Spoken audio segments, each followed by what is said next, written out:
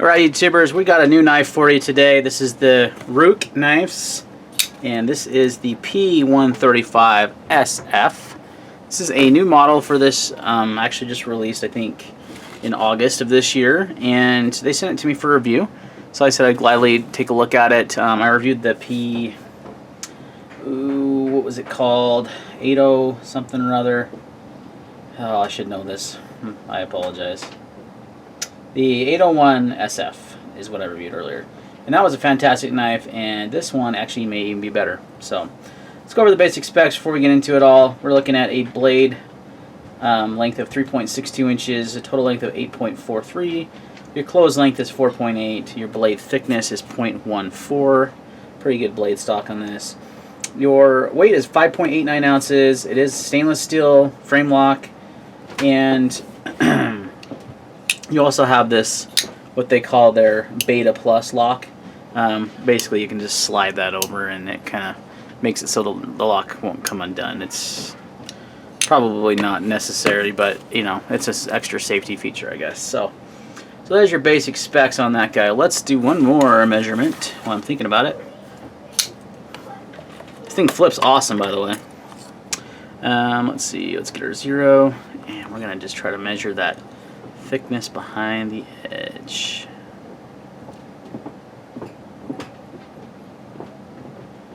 .02. Ooh, nice and thin behind the edge. I like that.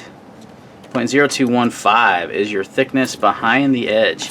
So a good slicer this shall be, and it has proven to be a very good slicer actually, and overall a really good knife for the money. So let's go ahead and talk about the action of this baby. It is on stainless steel bearings, and it flies out with authority. It is a very nice flipper, very smooth, as smooth as a way more expensive knives are. In fact, I would say smoother than some way more expensive knives.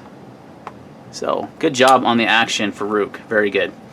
The ergonomics on the handle are really good, and I'll talk about that more. Well, we'll talk about it now, and I'll show you some examples. I did quite a bit of cutting, and I'll roll in some footage here in a minute of just doing some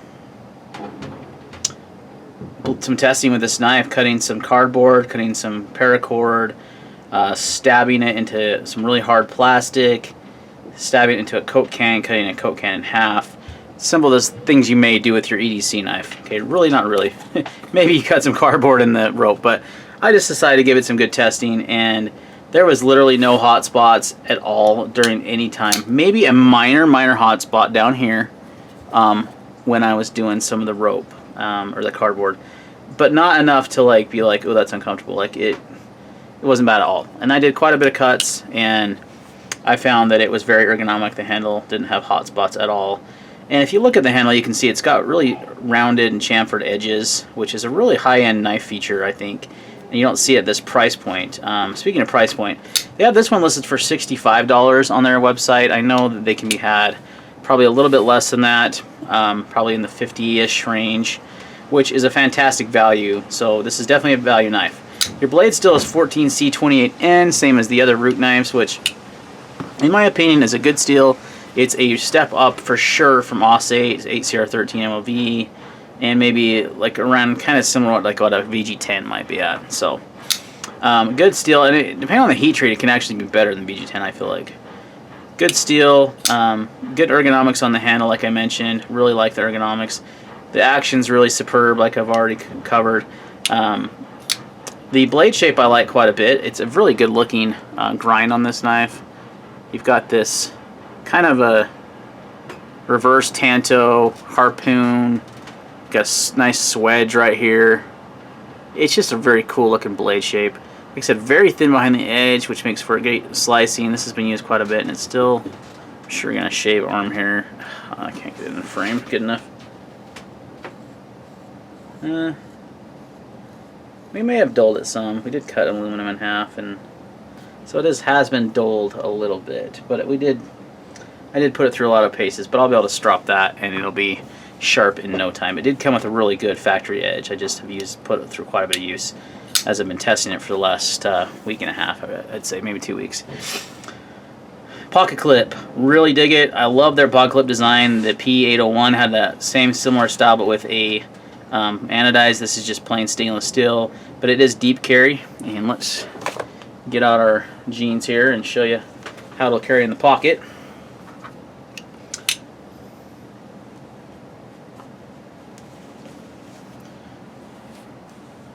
Oh, let's bring it down there, Chief. Zoom out. There we go. So almost completely concealed. You got a little bit here, so this is actually good. You got a little bit to hold on to. Really good retention, slides right on. Excellent, excellent job with the pocket clip. They really nailed their clips on their knives, and that's kind of like a huge weakness for a lot of companies. Real quick before I forget about the packaging they do is also really nice. You get, it comes in a nice like little glove box here, and it has, you know, some foam in there. So it is a step up from a lot of cheaper knives for their packaging as well. All right. So as I did quite a bit of cutting and using this and carrying it, I really actually grew super fond of this knife, and I thought, geez, I mean, if I were to carry an inexpensive knife, I usually carry a little bit more higher end knives. That's just how I am. It's my preferences, like the higher end blade steels, the titanium handles, the carbon fiber, stuff like that. But if I were to carry a less expensive knife, this would be it. It is a good size. It's a little on the heavy side, almost 6 ounces. And it's because it's all stainless steel. Now if this was titanium, man, it'd be perfect. It is skeletonized though, so let me see if I can bring it into the light. You can see the little pockets. There we go. I don't know if you can see the pockets or not. It's always hard to tell. There we go. So you can see it's skeletonized on the lock on the show side, not on the lock side.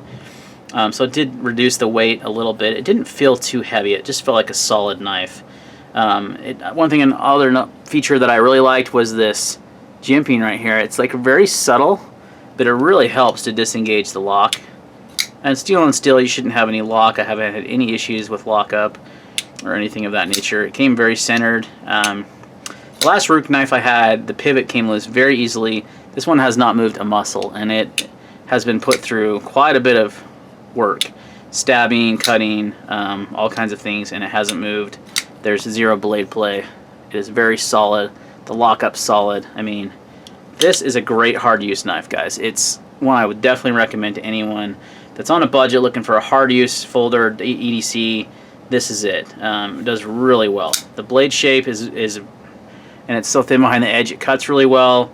It has, you know, this nice swedge. It has a reinforced tip for stabbing, which I'll show you in the footage. One other nice feature that I liked was the recessed scale screws. See how they're like pretty much actually a little less than flush even.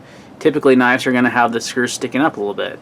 This one does not have that on either side. That's a cool feature that's kind of lost on a lot of more expensive knives, and it's just kind of nice. Makes the handle feel more smooth. It looks more sleek. It just looks higher end. I mean, if you were to look at this knife and not know what it is, you're thinking that's a nice titanium frame lock. What's the steel on that? You know, like it's not. It's stainless steel, and it's a $60 knife. So that's pretty impressive. Like I mentioned earlier, the chamfering and rounding on the edges makes it so there's no sharp corners. I mean, like I said, this knife for the money is fit and finish wise is excellent. This is again the second one I've had from them, and they're really knocking it out of the park. I would love to see Ruike do some more premium models. They may never do that. They may want to stick in the budget realm, and I think they're going to dominate the budget realm eventually, because the only other knife company I can think of out of China that's doing as well as Ruike is Real Steel, and they have some premium versions which I really like the Megalodon, and they just came out with the new one, the Puko, I think it's called, and I wanted to pick one up. I haven't been able to find one besides their website. So, but Real Steel and Ruike, I think, are just killing this market. Steel Will has some good stuff, like the Cut Jack is a really fantastic knife, but these are little. Well, this is about the same price as the Cut Jack, and the Cut Jack does have a little bit better steel, but this has, you know, titanium frame lock versus a liner lock, so it's going to be a little tougher knife. So if it's a hard use knife, I could definitely recommend this one for a budget hard use knife. You'll see some of the stuff I put it through, and it's all kind of been edited, so it's going to be quick, but it did really well. So let's roll in that footage, and then I'll kind of highlight the rest of the things I liked about this knife, and we'll wrap up the review.